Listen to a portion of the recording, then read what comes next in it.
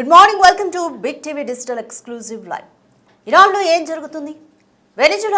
వెనిజులాని target చేసినట్టుగానే America Iran కూడా target చేయబోతుందా అంటే అవుననే చెప్పాలి. ఎందుకంటే ప్రస్తుతం ఇరాన్లో నెలకొన్న పరిస్థితులు చూస్తుంటే నిరసనకారుల్ని ఉక్కుపాదంతో అణిచివేసే విధంగా చర్యలైతే ఇరాన్ ప్రభుత్వం చేపడుతోంది.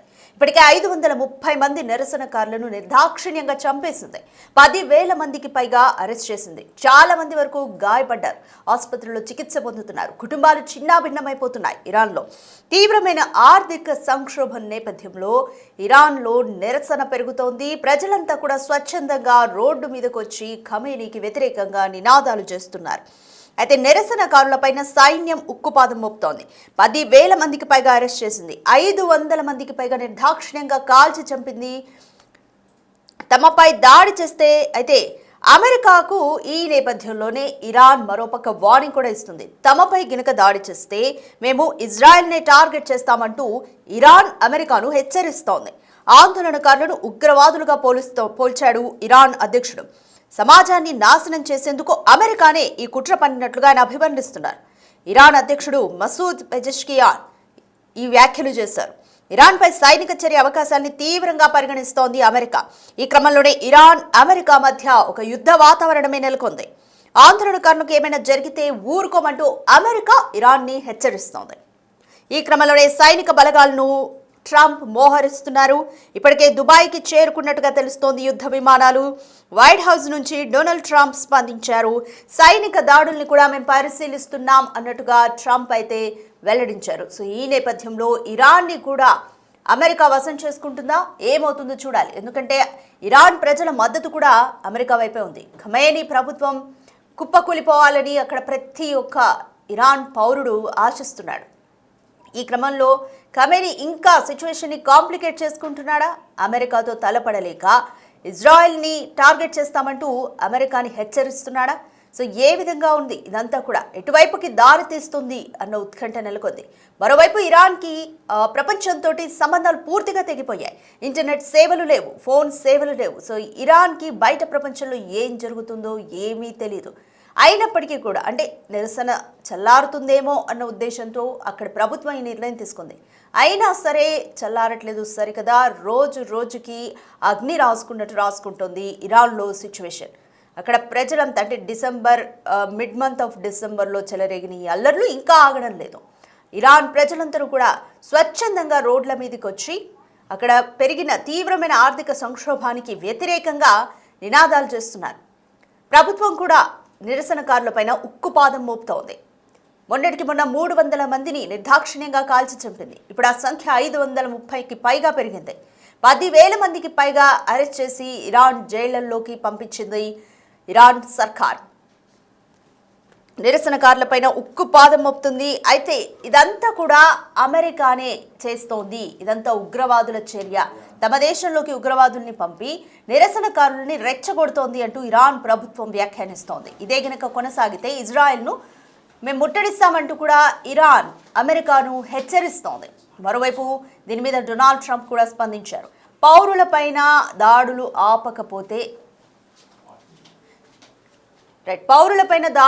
ఆపకపోతే యుద్ధానికి దిగుతామంటూ డొనాల్డ్ ట్రంప్ కూడా ఇరాన్ సర్కార్ని హెచ్చరిస్తున్నారు.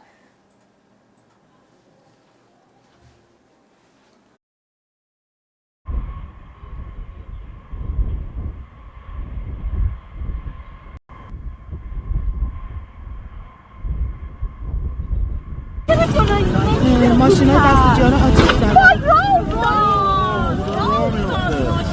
یعنی آدم نه این ساعت‌ها یادآور شب غذای این سانتی‌ها رو می‌بردن بدن بهشون. مردم آتیش زدن. آقای صاحب خرش رو برم بر بریم.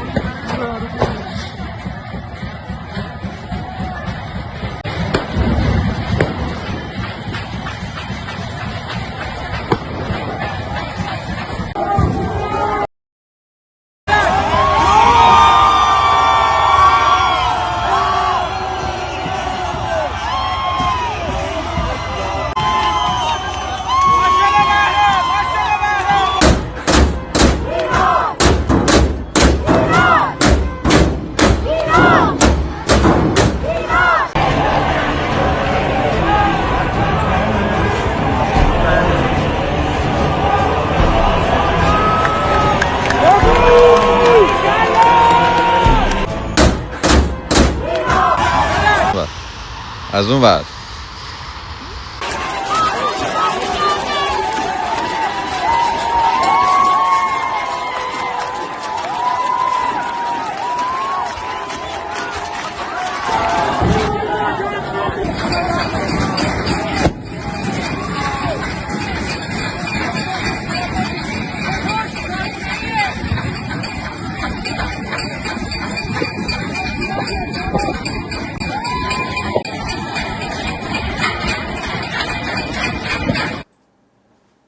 రైట్, వెనిజులాను టార్గెట్ చేసినట్టే అమెరికా ఇరాన్ని కూడా దాడి చేసి ఆక్యుపై చేస్తుందా? సో సిచ్యువేషన్ ఏ విధంగా ఉంటుంది? మోర్ డీటెయిల్స్ మా ప్రతినిధి శివాని అడిగి తెలుసుకుందాం.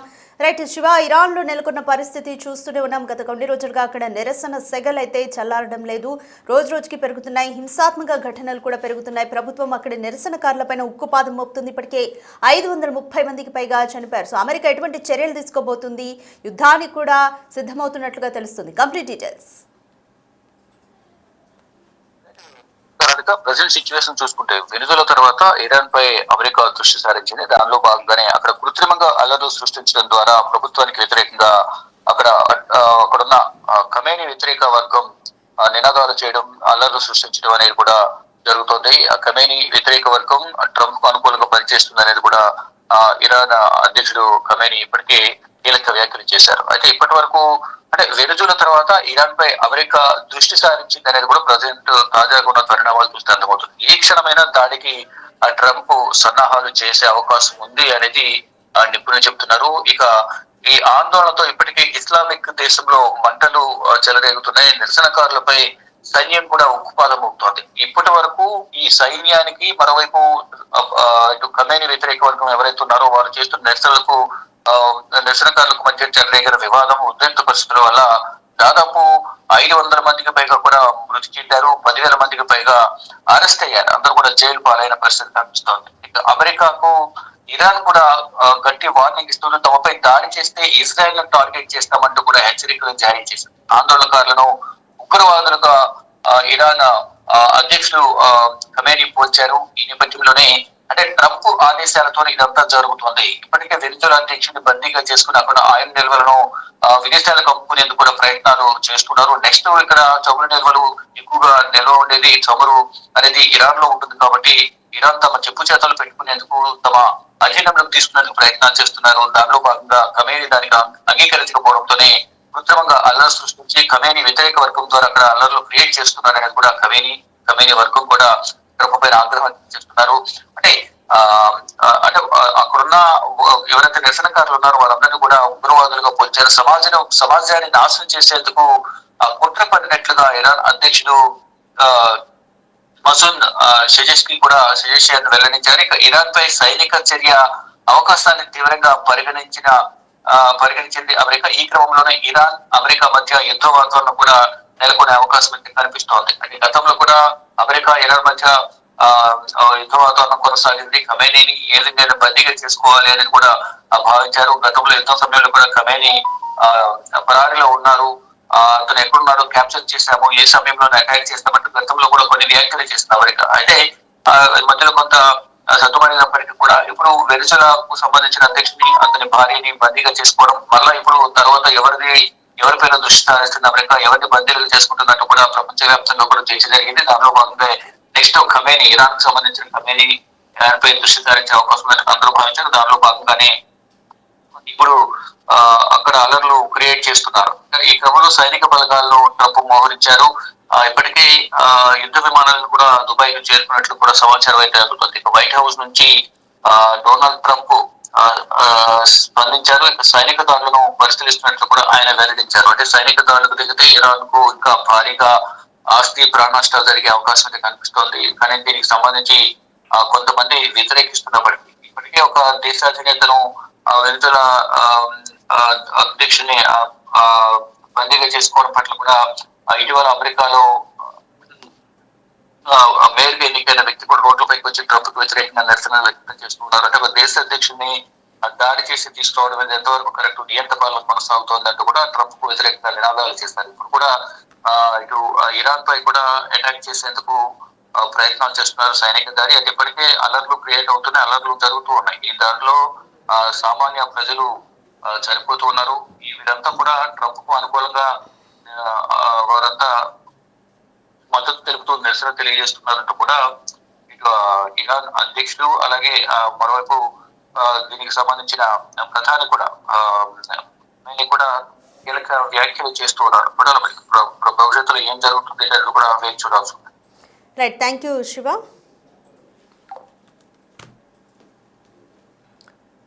రైట్, అమెరికాకు ఇరాన్ వార్నింగ్ ఇస్తోంది. మాపైన దాడులు ఆపకపోతే ఇజ్రాయెల్ను ముట్టడిస్తామంటూ ఇరాన్ అమెరికాకు వార్నింగ్ ఇస్తుంది. మరోవైపు అమెరికా నుంచి డొనాల్డ్ ట్రంప్ ఇరాన్కు వార్నింగ్ ఇస్తున్నారు. నిరసనకారులపై ఉక్కుపాదం మోపడం ఆపకపోతే యుద్ధానికి దిగుతాము అంటూ వెనిజులాకు పట్టిన గతే పడుతుంది అంటూ కూడా అమెరికా హెచ్చరిస్తోంది. రైట్, అసలు ట్రంప్ ఏమన్నారో చూద్దాం.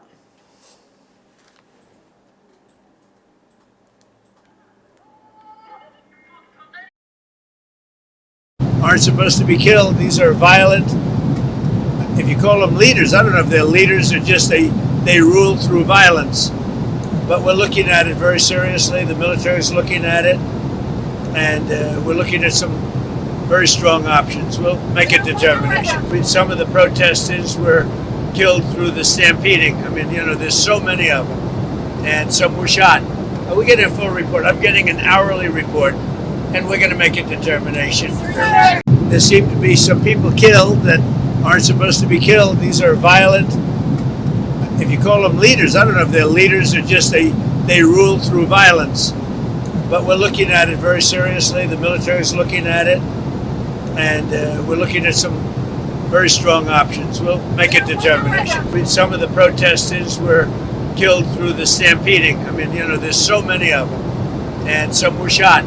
We get a full report. I'm getting an hourly report, and we're going to make it. మొత్తానికి ఇరాన్లో చెలరేగిన ఆర్థిక సంక్షోభ నిరసనలు ఎక్కడికి దారితీస్తాయి అన్న ఉత్కంఠ అయితే నెలకొంది.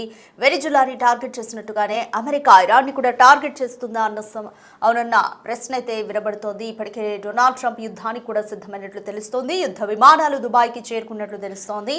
అయితే ఈ నేపథ్యంలోనే ఇరాన్ అమెరికాకు వార్నింగ్ ఇస్తోంది. ఒకవేళ మా మీద దాడులు ఆపకపోతే దాడులకు యత్నించినా కూడా మేము ఇజ్రాయెల్ని ముట్టడిస్తామంటూ ఇరాన్ అమెరికాకు వార్నింగ్ ఇస్తోంది. మరోవైపు నిరసనకారులపైన ఇరాన్ ప్రభుత్వం ఉక్కు పాదం మోపుతోంది.